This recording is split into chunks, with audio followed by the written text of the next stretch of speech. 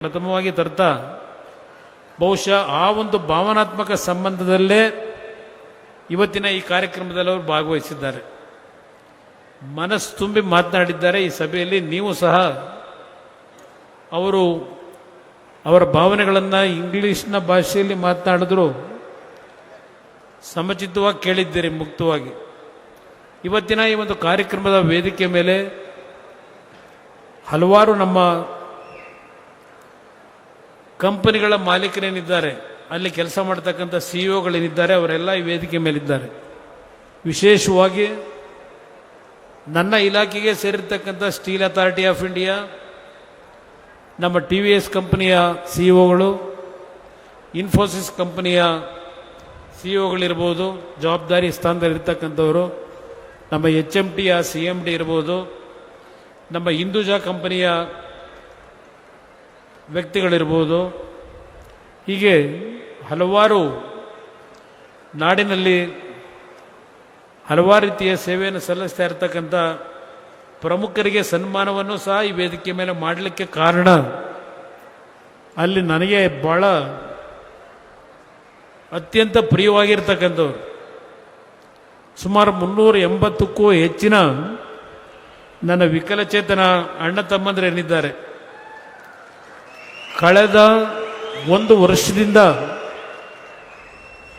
ನನಗೆ ಪ್ರತಿನಿತ್ಯ ಅರ್ಜಿಗಳನ್ನು ಕೊಡ್ತಾನೇ ಇದ್ರು, ಈ ಟ್ರೈಸೈಕಲ್ಗಳು ಬೇಕು ಅಂತ ಹೇಳಿ. ಆ ಹಿನ್ನೆಲೆಯಲ್ಲಿ ಈ ಒಂದು ಕಾರ್ಯಕ್ರಮದ ಜೊತೆಗೆ ಎಲೆಕ್ಟ್ರಿಕ್ ವೆಹಿಕಲ್ಗಳನ್ನು ಬಹುಶಃ ಸುಮಾರು ಒಂದೊಂದು ವೆಹಿಕಲ್ಗೆ 1.5 ಲಕ್ಷ ರೂಪಾಯಿಗಳಾಗುತ್ತೆ. 380 ಜನಕ್ಕೆ ಇವತ್ತು ನಾವು ನೀಡ್ತಾ ಇದ್ದೇವೆ. ಅದಕ್ಕೆ TVS ಕಂಪನಿ ಪ್ರಮುಖವಾಗಿ ನಮ್ಮ ಒಂದು ಮನವಿಗೆ ಕೈ ಜೋಡಿಸಿದ್ದಾರೆ ಅಂತಕ್ಕಂಥದ್ದನ್ನು ಅವರಿಗೆ ಅಭಿನಂದನೆ ಸಲ್ಲಿಸಲಿಕ್ಕೆ ಬಯಸ್ತಾ ಇದ್ದೇನೆ. ಅದೇ ರೀತಿಯಲ್ಲಿ ಮಂಡ್ಯದ ಸುಮಾರು 600 ಶಾಲೆಗಳಿಗೆ ಕಂಪ್ಯೂಟರ್ಗಳನ್ನು ಕೊಡ್ತಕ್ಕಂಥ ನಿರ್ಧಾರ ಏನು ಮಾಡಿದ್ದಾರೆ ನಮ್ಮ ಇನ್ಫೋಸಿಸ್ ಕಂಪನಿ, ಆ ಟ್ರಸ್ಟ್ನ ಮುಖಾಂತರ ಅವ್ರಿಗೂ ನನ್ನ ಅಭಿನಂದನೆಗಳನ್ನು ಪ್ರಥಮವಾಗಿ ಸಲ್ಲಿಸಲಿಕ್ಕೆ ಬಯಸ್ತಾ ಇದ್ದೇನೆ. ಈ ಒಂದು ಕಾರ್ಯಕ್ರಮಕ್ಕೆ ಯಶಸ್ಸನ್ನು ತರ್ತಕ್ಕಂಥ ನಿಟ್ಟಿನಲ್ಲಿ ನನ್ನ ಎಲ್ಲ ಆತ್ಮೀಯ ಸ್ನೇಹಿತರುಗಳು,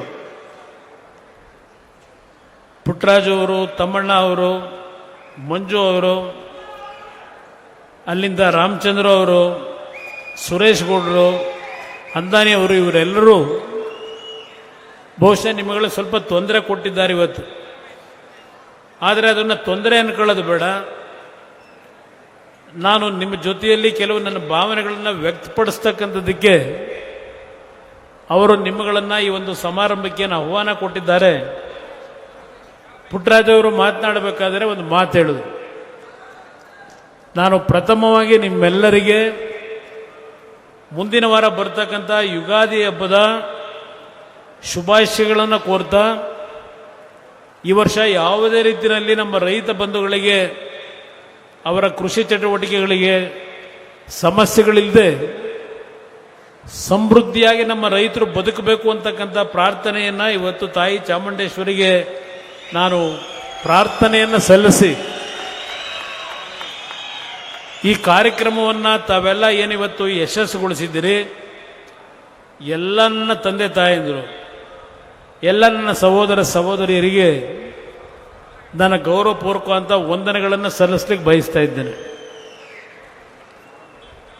ಸಾರಾ ಮಹೇಶ್ ಅವರ ಹೆಸರನ್ನು ಮರೆತೆ ಸಾರಾ ಮಹೇಶ್ ಅವರು ಸಹ ಈ ಒಂದು ಕಾರ್ಯಕ್ರಮದಲ್ಲಿ ಇದ್ದಾರೆ. ಇವತ್ತಿನ ಈ ಒಂದು ಕಾರ್ಯಕ್ರಮದ ಪ್ರಮುಖವಾದಂಥ ವ್ಯಕ್ತಿ ನಮ್ಮ ಕೇಂದ್ರ ಸಚಿವರು, ನನ್ನ ಆತ್ಮೀಯರೇನಿದ್ದಾರೆ, ಅವರ ಒಂದು ಖೇಲೋ ಇಂಡಿಯಾ ಯೋಜನೆ, ಬಹುಶಃ ಅವರ ನೇತೃತ್ವದಲ್ಲಿ ಇಡೀ ದೇಶದಲ್ಲಿ ಯುವ ಶಕ್ತಿಗೆ ಶಕ್ತಿಯನ್ನು ತುಂಬಬೇಕು ಅಂತಕ್ಕಂಥದ್ದು ಈ ಒಂದು ಯುವಜನ ಇಲಾಖೆಯಲ್ಲಿ ಅವರ ಕಾರ್ಯ ಏನು ನಡೀತಾ ಇದೆ. ಇಡೀ ದೇಶದಲ್ಲಿ ಇವತ್ತು ನಮ್ಮ ಯುವಕರಿಗೆ ಕ್ರೀಡೆಗಳಲ್ಲಿ ಪ್ರೋತ್ಸಾಹವನ್ನು ತುಂಬಬೇಕು ಅಂತಕ್ಕಂಥ ನಿಟ್ಟಿನಲ್ಲಿ ದೇಶದ ಗೌರವಾನ್ವಿತ ಪ್ರಧಾನಮಂತ್ರಿಗಳಾಗಿರ್ತಕ್ಕಂಥ ನರೇಂದ್ರ ಮೋದಿಯವರು ಕೊಟ್ಟಿರ್ತಕ್ಕಂಥ ಸೂಚನೆಗಳನ್ನು ಅತ್ಯಂತ ಯಶಸ್ವಿಯಾಗಿ ದೇಶದ ಯುವಕರಿಗೆ ಕೊಡ್ತಾ ಇದ್ದಾರೆ. ಇವತ್ತು ಬಹುಶಃ ಕರ್ನಾಟಕಕ್ಕೆ ಅವರು ಈ ಕಾರ್ಯಕ್ರಮದಲ್ಲಿ ಭಾಗವಹಿಸಿರಬಹುದು, ಆದರೆ ಪ್ರತಿಯೊಂದು ಸಂದರ್ಭದಲ್ಲಿ ಉತ್ತರ ಇಂಡಿಯಾದ ಹಲವಾರು ಭಾಗದಲ್ಲಿ ಅವರ ಒಂದು ವೈಯಕ್ತಿಕವಾದಂಥ ಪ್ರೋತ್ಸಾಹವನ್ನು ಯುವಕರಿಗೆ ಕೊಡ್ತಕ್ಕಂಥ ಜವಾಬ್ದಾರಿಯನ್ನು ನಿರ್ವಹಣೆಯನ್ನು ಮಾಡ್ತಾ ಇದ್ದಾರೆ. ನಿಜಕ್ಕೂ ಅಭಿನಂದನೀಯವಾದಂಥ ಕೆಲಸವನ್ನು ಮಾಡ್ತಾ ಇದ್ದಾರೆ. ಕರ್ನಾಟಕದ ಬಗ್ಗೆ ಅವರಿಗೆ ವಿಶೇಷವಾದಂಥ ಮಮತೆಯೂ ಸಹ ಇದೆ ಅನ್ನೋದಕ್ಕೆ ಕಾರಣ ಸನ್ಮಾನ್ಯ ದೇವೇಗೌಡರ ಒಂದು ಸುದೀರ್ಘವಾದಂಥ ರಾಜಕಾರಣದಲ್ಲಿ ಅವರ ನಡವಳಿಕೆಗಳನ್ನು ಹತ್ತಿರದಿಂದ ಏನು ಗಮನಿಸಿದ್ದಾರೆ, ಆ ಹಿನ್ನೆಲೆಯಲ್ಲಿ ಕರ್ನಾಟಕದ ಬಗ್ಗೆ ಅವರಿಗೆ ವಿಶೇಷವಾದಂಥ ಅಭಿಮಾನ ಇದೆ ಅಂತಕ್ಕಂಥದ್ದು ನನ್ನ ಅಭಿಪ್ರಾಯ. ಇವತ್ತಿನ ಈ ಒಂದು ಕಾರ್ಯಕ್ರಮ ಮಂಡ್ಯ ಜಿಲ್ಲೆಯ ಜನತೆಗೆ ಕಳೆದ ಲೋಕಸಭಾ ಚುನಾವಣೆಯಲ್ಲಿ ನಾನು ಈ ಕ್ಷೇತ್ರದಲ್ಲಿ ಲೋಕಸಭಾ ಸದಸ್ಯನಾದರೆ ಜಿಲ್ಲೆಗೆ ಕೆಲವು ಅನುಕೂಲಗಳಾಗಬಹುದು ಅಂತಕ್ಕಂಥ ನಂಬಿಕೆಯಿಂದ ನನಗೇನು ಚುನಾವಣೆಯಲ್ಲಿ ಮತ ಕೇಳಲಿಕ್ಕೆ ಬರದೇ ಇದ್ರೂ ಇಲ್ಲಿರ್ತಕ್ಕಂಥ ನಮ್ಮ ಎಲ್ಲ ಸ್ನೇಹಿತರ ಒಂದು ಶ್ರಮ ದುಡಿಮೆಯಲ್ಲಿ ಈ ಜಿಲ್ಲೆಯ ಜನತೆ ನನಗೇನು ಆಶೀರ್ವಾದ ಮಾಡಿದ್ದೀರಿ, ನಿಮ್ಮಲ್ಲಿ ಇರ್ತಕ್ಕಂಥ ಒಂದು ನನ್ನ ಬಗ್ಗೆ ಸ್ವಲ್ಪ ಮನಸ್ಸಿನಲ್ಲಿ ನೋವಿರ್ತಕ್ಕಂಥದ್ದು, ನಾವು ಕುಮಾರಣ್ಣಿಂದ ಬಹಳ ಮಂಡ್ಯ ಜಿಲ್ಲೆಗೆ ನಿರೀಕ್ಷೆ ಇಟ್ಕೊಂಡಿದ್ವು, ಇನ್ನೂ ನಮ್ಮ ನಿರೀಕ್ಷೆಗೆ ತಲುಪ್ತಾ ಇಲ್ವಲ್ಲ ಅಂತಕ್ಕಂಥದ್ದು ಕೆಲವರಲ್ಲಿ ಇದೆ, ನಿಮ್ಮಲ್ಲಿ ಇದೆ, ನನಗೆ ಗೊತ್ತಿದೆ ನನಗೆ. ಆದರೆ ನಾನು ಜಿಲ್ಲೆಯ ಜನತೆಯನ್ನು ಮರೆಯವನಲ್ಲ. ಯಾವ ಟೀಕೆ ಟಿಪ್ಪಣಿಗಳಿಗೂ ನಾನು ಉತ್ತರ ಕೊಡಬೇಕಾಗಿಲ್ಲ. ಇವತ್ತು ನಮ್ಮ CSR ಫಂಡ್ ಮುಖಾಂತರ ಸುಮಾರು 97 ಕೋಟಿ ಹಣದ ಈಗಾಗಲೇ ಕಾರ್ಯಕ್ರಮಗಳಿಗೆ ಯೋಜನೆಯನ್ನು ರೂಪಿಸಿದ್ದೇವೆ. ಶಾಲಾ ಕಟ್ಟಡಗಳಿಗೆ, ಐಮಾಸ್ಕ್ ಲೈಟ್ಗಳಿಗೆ, ಅಲ್ಲಿಂದ ಹಲವಾರು ರೀತಿಯ ನಮ್ಮ KV ಶಂಕರೇಗೌಡರು ಕಟ್ಟಂಥ ಹಳೆಯ ಒಂದು ಮಂಡ್ಯ ಸರ್ಕಲ್ ಇರ್ತಕ್ಕಂಥ ಮದ್ದೂರು ಸಂಜಯ್ ಥಿಯೇಟರ್ ಸರ್ಕಲ್ ಇರ್ತಕ್ಕಂಥ ಆ ರೈತ ಸಂಘದ ಒಂದು ಭವನ ಏನಿದೆ ಅದನ್ನು ಸುಮಾರು 5 ಕೋಟಿ ವೆಚ್ಚದಲ್ಲಿ ಪುನರ್ ನವೀಕರಣ ಮಾಡ್ತಾ ಇರ್ತಕ್ಕಂಥದ್ದು ಇರ್ಬೋದು. ಮಂಡ್ಯ ಜಿಲ್ಲೆಗೆ ಹಲವಾರು ರೀತಿಯ ಯೋಜನೆಗಳನ್ನು ತರ್ತಾ ಇದ್ದೇನೆ. ಒಂದು ನಿಮ್ಮೆಲ್ಲರಲ್ಲಿ ಇರ್ತಕ್ಕಂಥದ್ದು ಕೈಗಾರಿಕೆ. ಇವತ್ತು ಮುಂದಿನ ಯುಗಾದಿಯನ್ನು ನೀವೇನು ಆಚರಣೆ ಮಾಡ್ತಾ ಇದ್ದೀರಿ, ಪರಮಪೂಜ್ಯ ಸ್ವಾಮೀಜಿಯವರು ಈ ವೇದಿಕೆ ಮೇಲೆ ಏನು ಉಪಸ್ಥಿತರಿದ್ದಾರೆ, ಮಂಡ್ಯ ಜಿಲ್ಲೆಯಲ್ಲಿ ನಿಮ್ಮ ಒಂದು ನಿರೀಕ್ಷೆ ಕೈಗಾರಿಕೆಗಳು ಬೇಕು ಅಂತಕ್ಕಂಥದ್ದು ಏನಿದೆ, ಆ ನಿರೀಕ್ಷೆಯನ್ನು ಹುಸಿಗೊಳಿಸೋದಿಲ್ಲ.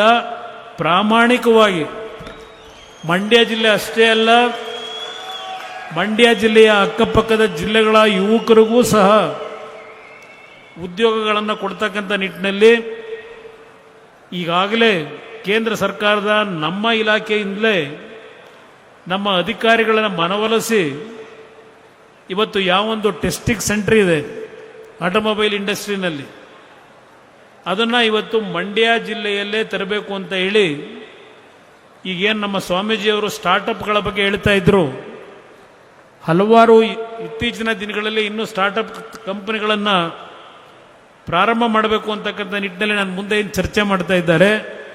200 ಕೋಟಿ 300 ಕೋಟಿ ವೆಚ್ಚದ ಕೈಗಾರಿಕೆಗಳನ್ನು ಹಾಕ್ತಕ್ಕಂಥ ನಿಟ್ಟಿನಲ್ಲಿ ಈಗಾಗಲೇ ಹಲವಾರು ಸುತ್ತಿನ ಮಾತುಕತೆಗಳನ್ನೇನು ಮಾಡಿದ್ದಾರೆ ಸ್ಟಾರ್ಟಪ್ ಕಂಪನಿಗಳು. ಅವರಿಗೆ ಕೆಲವು ಪ್ರಧಾನಮಂತ್ರಿಗಳು ಇವತ್ತೇನು ಈ ದೇಶದ ಸಮಗ್ರ ಅಭಿವೃದ್ಧಿ, ಅದರಲ್ಲೂ ವಿಶೇಷವಾಗಿ ಈ ಪರಿಸರಕ್ಕೆ ಆಗಿರತಕ್ಕಂಥ ಹಾನಿಯನ್ನು ಸಂಪೂರ್ಣವಾಗಿ 2020ಕ್ಕೆ ನೆಟ್ ಝೀರೋಗೆ ತರಬೇಕು ಅಂತಕ್ಕಂಥದ್ದು ಗೌರವಾನ್ವಿತ ಪ್ರಧಾನಮಂತ್ರಿಗಳ ಒಂದು ಅಚಲವಾದಂಥ ತೀರ್ಮಾನ ಏನಿದೆ, ಆ ನಿಟ್ಟಿನಲ್ಲಿ ಇವತ್ತು ಎಲೆಕ್ಟ್ರಿಕ್ ವೆಹಿಕಲ್ಗಳು ದೊಡ್ಡ ಮಟ್ಟದಲ್ಲಿ ಆಟೋಮೊಬೈಲ್ ಕಂಪನಿಗಳು ಇವತ್ತು ಮ್ಯಾನುಫ್ಯಾಕ್ಚರ್ಗೆ ಏನೋ ಒಂದು ಪ್ರೋತ್ಸಾಹವನ್ನು ಕೊಟ್ಟಿದ್ದಾರೆ.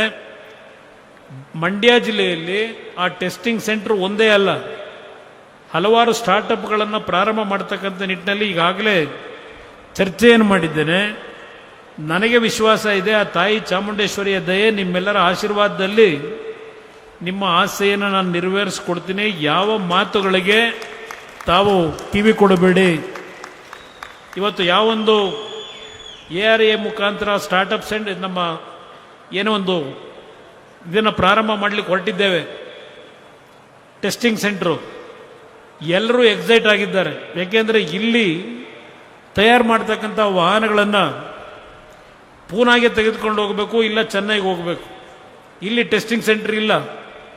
ಆ ಹಿನ್ನೆಲೆಯಲ್ಲಿ ಕರ್ನಾಟಕದಲ್ಲಿ ಒಂದು ಟೆಸ್ಟಿಂಗ್ ಸೆಂಟರ್ನ ಪ್ರಾರಂಭ ಮಾಡಲೇಬೇಕು ಅಂತ ಹೇಳಿ ನಮ್ಮ ದೇಶದ ಗೌರವಾನ್ವಿತ ಪ್ರಧಾನಮಂತ್ರಿಗಳ ನರೇಂದ್ರ ಮೋದಿ ಅವರ ಒಂದು ಆಶೀರ್ವಾದದಲ್ಲಿ ಇವತ್ತು ಮಂಡ್ಯದಲ್ಲೇ ಆ ಒಂದು ಟೆಸ್ಟಿಂಗ್ ಸೆಂಟರ್ನ ಪ್ರಾರಂಭ ಮಾಡ್ತಕ್ಕಂಥದ್ದಕ್ಕೆ ಸುಮಾರು 1,000 ಕೋಟಿ ವೆಚ್ಚದಲ್ಲಿ ಕಾರ್ಯಕ್ರಮ ನಮ್ಮ ಇಲಾಖೆಯಿಂದಲೇ ಮಾಡ್ತಾ ಇದ್ದೇವೆ.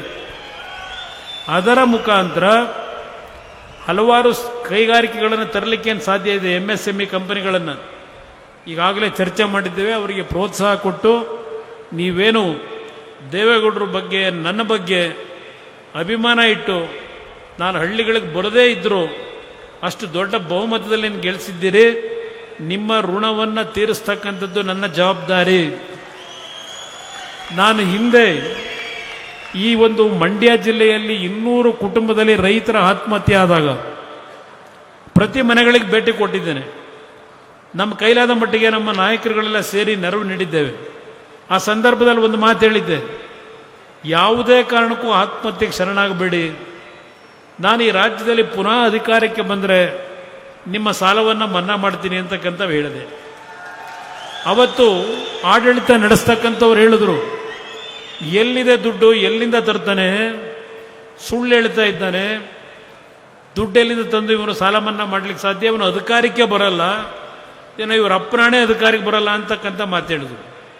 ನನಗೆ ಸಂಪೂರ್ಣ ಬಹುಮತ ಬರಲಿಲ್ಲ. ಆದರೆ ಅವತ್ತು ಮಂಡ್ಯ ಜಿಲ್ಲೆಯ ಜನ ಇಲ್ಲೇನು ವೇದಿಕೆ ಮೇಲೆ ಕೂತಿದ್ದಾರೆ ನಮ್ಮ ಸ್ನೇಹಿತರು, ಒಂದೊಂದು ಕ್ಷೇತ್ರದಲ್ಲಿ 40-50 ಸಾವಿರ ಅಂತರದ ಬಹುಮತ ಕೊಟ್ಟು 7 ಜನನ್ನೂ ನೀವು ಆಯ್ಕೆ ಮಾಡಿ ಕಳಿಸ್ಕೊಟ್ರಿ. ನಿಮ್ಮ ಶಕ್ತಿ ಈ ರಾಜ್ಯದ ಸುಮಾರು 25 ಲಕ್ಷಕ್ಕೂ ಹೆಚ್ಚಿನ ರೈತ ಕುಟುಂಬಗಳಿಗೆ ಸಾಲ ಮನ್ನಾದ ಹಣ ಕೊಡ್ತಕ್ಕಂಥ ಒಂದು ಕಾರ್ಯಕ್ರಮ ನಾವು ಅನುಷ್ಠಾನಕ್ಕೆ ತಂದಿದ್ದರೆ ಅದು ಪ್ರಥಮವಾಗಿ ಮಂಡ್ಯ ಜಿಲ್ಲೆಯ ನನ್ನ ತಂದೆ ತಾಯಂದಿರಿಗೆ ಈ ಗೌರವ ಸಲ್ಲಬೇಕು ಅಂತಕ್ಕಂಥದ್ದನ್ನು ಈ ವೇದಿಕೆ ಮುಖಾಂತರ ಹೇಳ್ತಾ ಇದ್ದೇನೆ. ಅದೇ ರೀತಿಯಲ್ಲೇ ಇವತ್ತೇನು ನಿಮ್ಮ ಒಂದು ದೊಡ್ಡ ಮಟ್ಟದಲ್ಲಿ ಕೈಗಾರಿಕೆಗಳ ಬಗ್ಗೆ ಯೋಚನೆ ಮಾಡ್ತಾ ಇದ್ದೀರಿ. ಇನ್ನೂ ಪಾಪ ನಮ್ಮ ಜಿಲ್ಲಾಧಿಕಾರಿಗಳಿದ್ದಾರೆ ಇಲ್ಲೇ, ನಾನು ಅವರಿಗೆಲ್ಲರಿಗೂ ಅಭಿನಂದನೆ ಸಲ್ಲಿಸಬೇಕು. ನಮ್ಮ ಪೊಲೀಸ್ ವರಿಷ್ಠಾಧಿಕಾರಿಗಳು, CEO ಇವರೆಲ್ಲರೂ ಕಳೆದ ಒಂದು ವಾರದಿಂದ ಹಲವಾರು ರೀತಿಯ ಸಮಸ್ಯೆಗಳ ನಡುವೆ ಈ ಕಾರ್ಯಕ್ರಮಕ್ಕೆ ಸಹಕಾರ ಕೊಟ್ಟಿದ್ದಾರೆ. ನಮ್ಮ ಆಡಳಿತ, ಜಿಲ್ಲಾ ಆಡಳಿತ, ಪೊಲೀಸ್ ಇಲಾಖೆ ಎಲ್ಲ ರೀತಿಯ ಸಹಕಾರ ಏನು ಕೊಟ್ಟಿದ್ದಾರೆ, ಅವ್ರಿಗೂ ಸಹ ನಾನೀಗ ಅಭಿನಂದನೆ ಸಲ್ಲಿಸಬೇಕು. ಅವರೆಲ್ಲರೂ ಇವತ್ತು ಯಾವ ಕೈಗಾರಿಕೆಗಳ ಅಭಿವೃದ್ಧಿಗೆ ಒಂದು ಜಾಗದ ಅವಶ್ಯಕತೆ ಇದೆ, ರಾಜ್ಯ ಸರ್ಕಾರಕ್ಕೂ ಪತ್ರ ಬರೆದಿದ್ದೇನೆ. ಮುಖ್ಯಮಂತ್ರಿಗಳವರ ಬಜೆಟ್ನಲ್ಲಿ ಹೇಳಿದ್ದಾರೆ, ಮಂಡ್ಯದಲ್ಲಿ 100 ಎಕರೆ ಭೂಮಿಯನ್ನು ಕೈಗಾರಿಕೆ ಅಭಿವೃದ್ಧಿಗೆ ಕೊಡ್ತೀವಿ ಅಂತ ಘೋಷಣೆ ಮಾಡಿದ್ದಾರೆ ಪುಸ್ತಕದಲ್ಲಿ, ಬಜೆಟ್ ಪುಸ್ತಕದಲ್ಲಿ. ನೋಡೋಣ ಅದು ಯಾವಾಗ ಕೊಡ್ತಾರೆ ಅಂತ ಹೇಳಿ ಕಾಯ್ತಾ ಇದ್ದೇನೆ. ನಮ್ಮ ಅಧಿಕಾರಿಗಳಿಗೆ ಹೇಳಿದ್ದೇನೆ, ಯಾವ ಒಂದು ಭೂಮಿಯನ್ನು ಅವರು ಐಡೆಂಟಿಫೈ ಮಾಡ್ತಾರೆ, ಹೋಗಿ ಅದನ್ನು ನೀವು ಆ ಒಂದು ಕಾರ್ಖಾನೆಗಳನ್ನು ಹಾಕಲಿಕ್ಕೆ ಆ ಜಾಗಗಳು ಸರಿ ಇದೆಯಾ ಅಂತಕ್ಕಂಥದ್ದು ಒಂದು ವರದಿಯನ್ನು ಕೊಡಿ ಅಂತಕ್ಕಂಥದ್ದು ಈಗಾಗಲೇ ನಮ್ಮ ಅಧಿಕಾರಿಗಳಿಗೇನು ಸೂಚನೆ ಕೊಟ್ಟಿದ್ದೇನೆ. ಇವತ್ತಿನ ಈ ಒಂದು ಸಭೆಯಲ್ಲಿ, ಈ ಸಭೆಯನ್ನು ಏನು ನಾನೇನು ಬಂದು ಇಲ್ಲಿ ಪ್ರತಿನಿತ್ಯ ಇರಲಿಲ್ಲ, ನೀವೇ ಎಲ್ಲ ಈ ಜವಾಬ್ದಾರಿಯನ್ನು ತಗೊಂಡು ಇಂಥ ಒಂದು ದೊಡ್ಡ ಸಭೆಯನ್ನು ಮಾಡಿದ್ದೀರಿ. ಇವತ್ತು ನಿಮಗೆ ನಿಜಕ್ಕೂ ನನ್ನ ಹೃದಯಪೂರ್ವಕವಾದಂಥ ಕೃತಜ್ಞತೆಗಳನ್ನು ಸಲ್ಲಿಸ್ತಕ್ಕಂಥದ್ದು ನನ್ನ ಕರ್ತವ್ಯ. ನಾನು ಒಂದು ಮಾತು ಇವತ್ತೇನು ನಮ್ಮ ಪರಮ ಪೂಜ್ಯರ ಸನ್ನಿಧಾನದಲ್ಲಿ ಹೇಳಿದ್ದೇನೆ, ಮಂಡ್ಯ ಜಿಲ್ಲೆಗೆ ನನಗೆ ಧೈರ್ಯ ಇದೆ, ನಿಮ್ಮ ಆಸೆ ನೆರವೇರಿಸ್ಕೊಡ್ತೀನಿ. ನಿಮ್ಮ ಹೃದಯದಲ್ಲಿ ಶಾಶ್ವತವಾಗಿ ಕುಮಾರಣ್ಣ ಅಂತಕ್ಕಂಥದ್ದನ್ನು ನೆಲೆಯೂರ್ತಕ್ಕಂಥ ರೀತಿಯಲ್ಲಿ ನಿಮ್ಮ ಒಂದು ನಿರೀಕ್ಷೆಗಳನ್ನು ಮುಟ್ಟುತ್ತೇನೆ ಅಂತಕ್ಕಂಥ ನಂಬಿಕೆ ನನಗಿದೆ. ಇವತ್ತಿನ ಕಾರ್ಯಕ್ರಮದಲ್ಲಿ ತಾವೆಲ್ಲ ಏನು ಬಂದಿದ್ದೀರಿ, ಪುಟ್ಟರಾಜಣ್ಣವರು, ನಮ್ಮ ಸ್ನೇಹಿತರು ಎಲ್ಲರೂ ಇವತ್ತು ಯುಗಾದಿಯ ಹಬ್ಬವನ್ನು ಮುಂದಿನ ದಿನಗಳಲ್ಲಿ ಆಚರಣೆ ಮಾಡ್ತೀರಿ. ಉತ್ತಮವಾದಂಥ ರೀತಿಯ ಒಂದು ಒಬ್ಬಟ್ಟಿನ ಊಟ ನಮ್ಮ ಹಳ್ಳಿಯ. ಹೆಚ್ಚಿನ ವಿಡಿಯೋಗಳಿಗೆ ಪ್ರತಿಧ್ವನಿ ಯೂಟ್ಯೂಬ್ ಚಾನೆಲ್ ಸಬ್ಸ್ಕ್ರೈಬ್ ಮಾಡಿ, ಬೆಲ್ ಐಕಾನ್ ಕ್ಲಿಕ್ ಮಾಡಿ.